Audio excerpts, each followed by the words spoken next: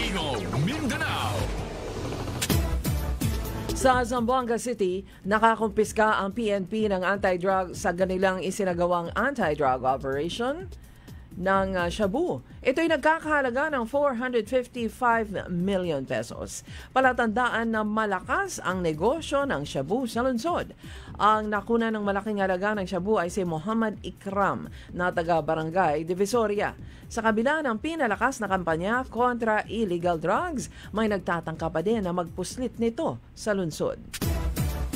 Sa Cagayan de Oro City, nakipagsanib puwersa ang multisectoral group sa mga organisasyon ng pamahalaan upang isulong ang seminar workshop on cardiopulmonary resuscitation o CPR sa mga ordinaryong mamamayan. Ito'y upang makatulong ang mga sibilyan sa pagligtas ng buhay kung kinakailangan. Ang basic hands-on CPR training ay bukas sa mga magulang at lingkod bayan.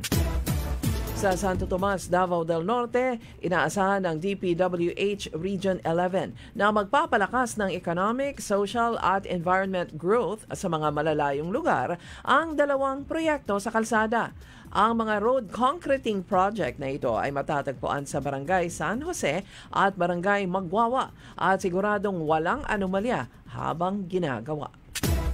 Sa Tawi-Tawi, 8 katao, kabilang ang 4 na mga menor de edad ang nailigtas ng mga otoridad mula sa kamay ng mga suspected human trafficker sa bayan ng Mapun. Ang mga ito ay nailigtas ng PNP Maritime Group sa pantalan ng Mapun na nakatakda sanang bumiyahe kahapon patungong Sabah, Malaysia nang walang kaukulang papeles.